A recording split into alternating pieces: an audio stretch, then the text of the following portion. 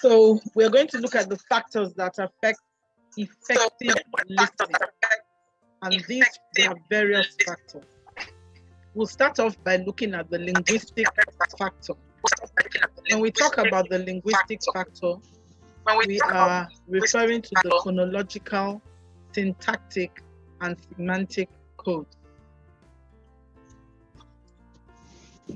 Phonological codes are those that deal with vowels and consonants, stress, and intonation.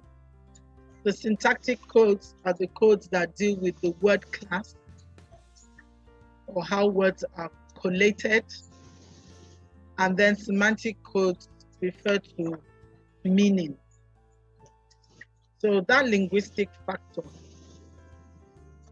when these things are not used properly or in the right manner, it can affect your listening.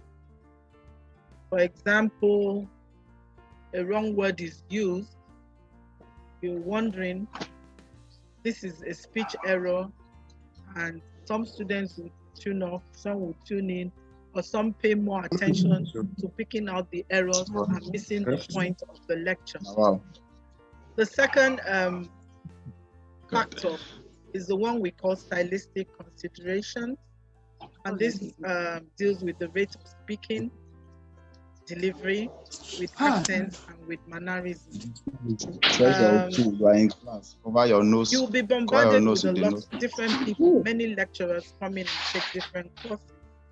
And each person has his or her own idiosyncrasies. Some people speak very slowly, while others speak very fast. Some have accents because of their indigenous language and how it affects their English speech. And others have all kinds of mannerisms, rubbing their ears, tossing their hair, and things like that.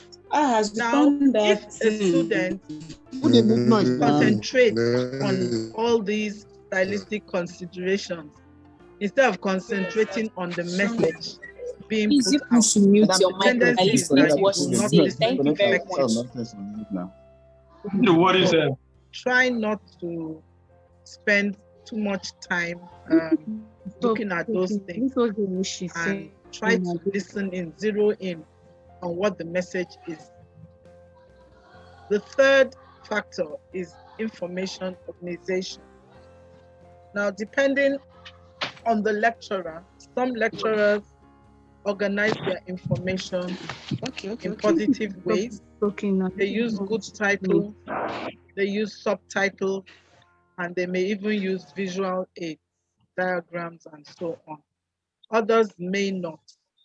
So you find out that where a lecturer does this, all the information that he's given is well organized to help to enhance their students' listening.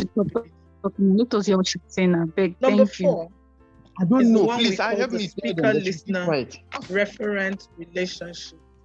What is the relationship of the speaker and the listener to the topic? And there are 3 relationships involved.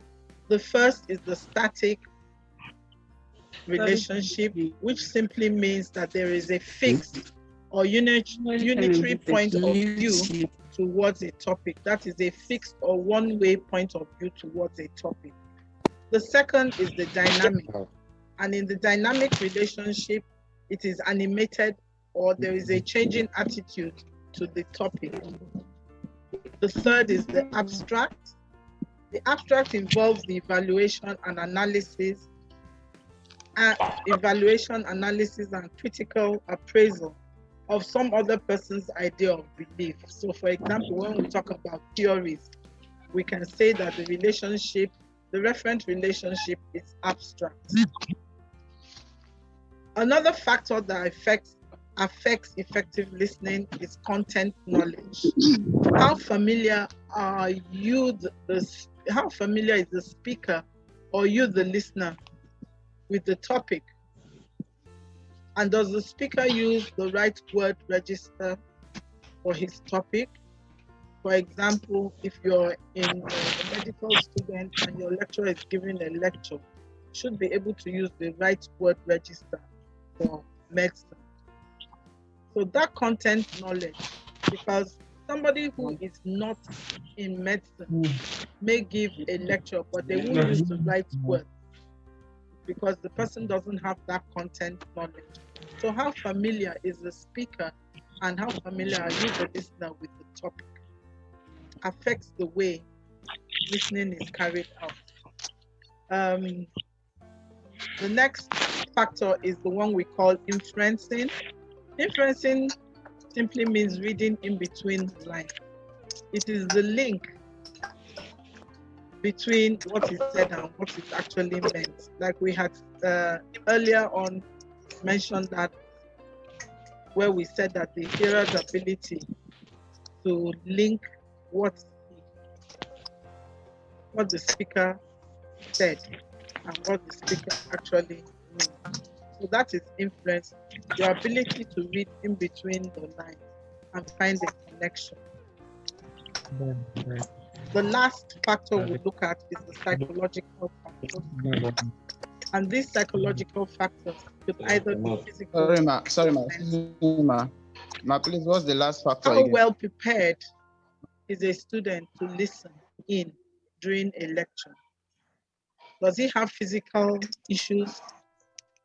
Maybe the room is too hot, or the room is too cold, or he's tired, or he's hungry.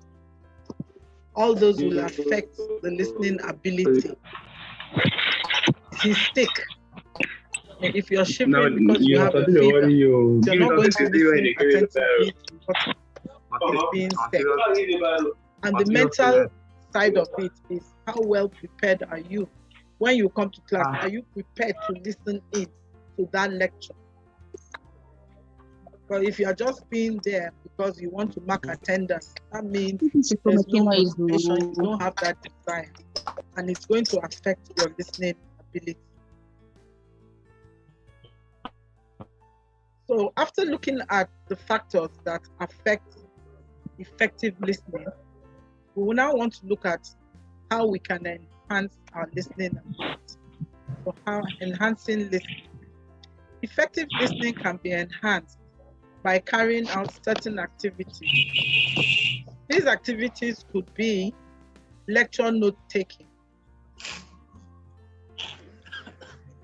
If you are in a lecture and you decide to take down notes, it's going to help you enhance your listening skills, because you don't want to just write down anything. You want to write down correctly what it is that you have heard.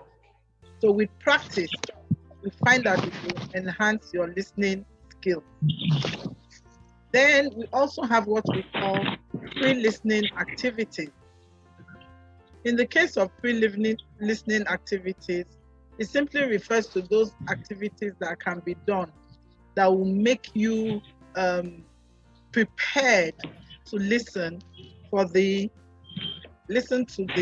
main lecture. We'll look at two of those activities. The first one is brainstorming. Now, brainstorming is an activity whereby a lecturer could come to class and say, I group every member here into, say, 4 groups. And this group, I want you to maybe look at, brainstorm, and see how you can define listening. And then group B, brainstorm and see what factors affect listening,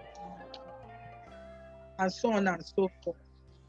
So you find out that the group comes together and they take that subtopic or that topic and they talk about it. Now, when the lecture is now given, they'll now want to see if those things that they had put down are what the lecturer is going to say. Are they right or are they wrong? So that's an example of brainstorming. Then the second pre-listening activity is the one we call onset questions. So for example, today, our lecture is on listening. I could have started off the lecture by asking a question. What is listening? And I expect all of you to put down some answer on your paper. And then that's an onset question. So now it zeroes you in to listen to the lecture and find out if what you put down is actually right or wrong. Okay. And then you learn more and get more information about the topic. Now, apart from pre-listening activities, we also have what we call post-listening activities. These are the activities that are done after a lecture takes place. One that we are very familiar with could be quiz, whereby after the lecture, the lecturer now asks certain questions. And it will now show how well you have listened. If you get the answers right, it means you listened well enough to the class. And if you don't, then there was something wrong. And then the second one is summary. So after a lecture, the lecturer could say, write down a short summary about the topic. And of course, if you didn't listen properly or effectively, you will write the wrong things down. But if you did, your summary should be correct. Okay, so that brings us to the end of this revision class. I'd like to say thank you for listening.